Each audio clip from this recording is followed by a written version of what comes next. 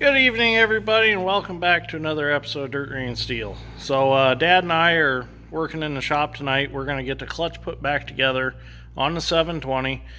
We probably won't get it started tonight yet because it's already pretty late and we've got a few more things we need to do, but we wanted to make a video solely on just the clutch itself because I've had a lot of viewers ask me how these clutches go together and how they work. So, we're going to start putting it together. Okay, so Dad's going to start putting the clutch together. Now it doesn't matter which direction these discs goes. They just simply have grooves in them for heat dispersing purposes. So it doesn't matter. So that disc goes in first. Now this steel disc goes in.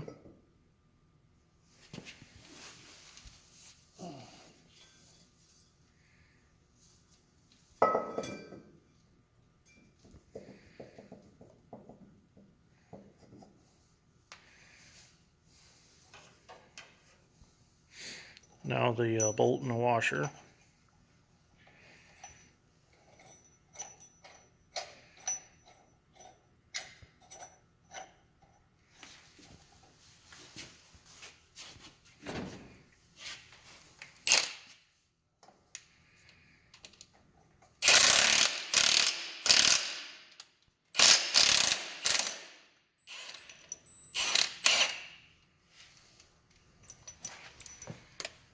Looks good. That's how you tell if the crank's wore. You don't want that to be flush. You want the hub to stick out past the crank. So the crank's wore if that drives on or goes all the way flush. Flush, right? Yeah. So we have a good crank, obviously.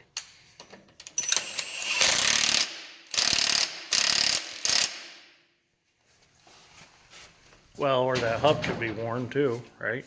Well, normally, yeah.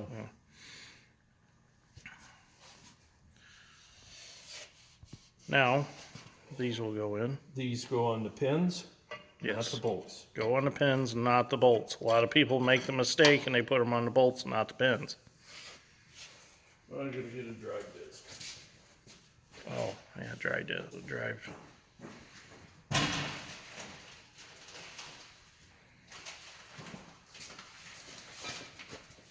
So these are Reproduction drive discs. These are, we got these at New Paris Tractor Parts. Thank you, Rich. Yep, thank you. Now our original ones, they were very worn and they would wiggle around on the splines pretty severely. And if you've heard us move this tractor around in past videos, you hear the clutch making a lot of noise, and it was due to them jingling around so bad. But with these new ones, they fit nice and snug on there. Now we're going to put that disc in on the pins.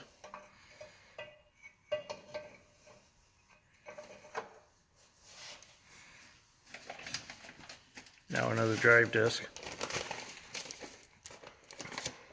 So a few guys have asked me how these tractors work. You got to think of this tractor as the left-hand side of the motor is the front of the motor when you're sitting in the seat, and the right-hand side is the rear of the motor when you're sitting in the seat. And then the gears come up from the transmission and drive off the side of the crankshaft, not off the end of the crankshaft. So they're a little bit different in that aspect, but you don't have to split this tractor to change the clutch. You can do it all from the side right here. And this was their kind of their big claim to fame when International and all the other companies started building inline motors, because you had to split the tractor in order to do a clutch job. Now, the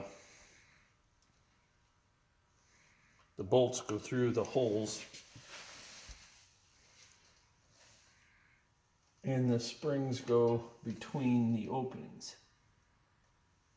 Oh, the openings in the clutch discs? Like so. Just like that. You gotta make sure that clutch disc stays inside the pressure plate and line it all up at one time.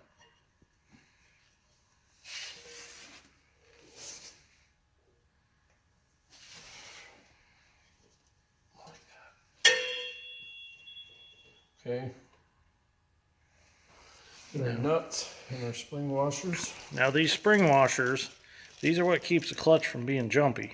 Like if you're trying to back a wagon up and just gently ease on the clutch, these will keep the tractor from being jerky.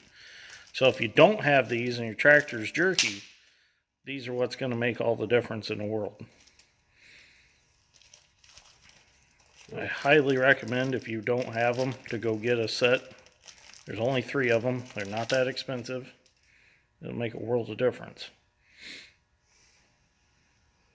You put the cupped part down towards the pressure plate, or in towards the pressure plate. I didn't come prepared the nuts. I need to get them. Well, that's fine.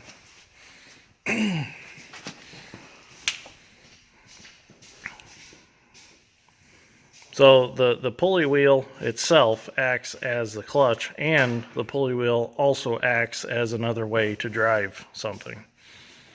If you look at these pulley wheels, they're not flat. A lot of people think they're flat. They're actually, they've got a hump to them so that it keeps the flat belt running on them.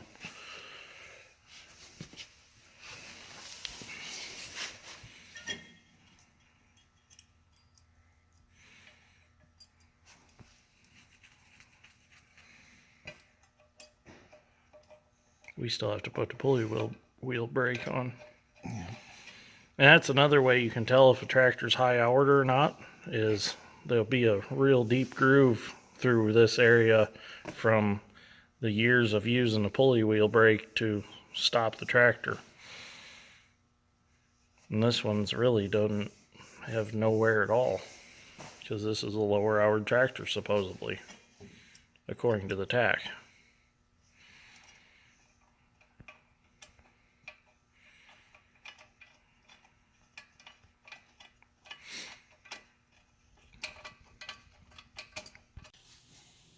Okay, so we got all our nuts on, and to set the clutch, all you have to do is you have to pull it to the engage position, and then you tighten all these evenly, and then it should take 40 to 80 pounds at the end of the clutch lever to release and engage the clutch. And then your pulley wheel brake, the only time this does anything is when the clutch is unlocked and the transmission's in neutral. It keeps the pulley wheel from just free spinning. So when you unlock the clutch, if I can do it with one hand, there we go. When you unlock the clutch, the pad comes against the pulley wheel and just keeps it from free spinning. So in that, all you have to do is hold it against here and turn the adjustment a quarter of a turn if it's still loose. And you can play with it. You don't have to get it perfect, but you just want it to be snug on there so that it slows it down.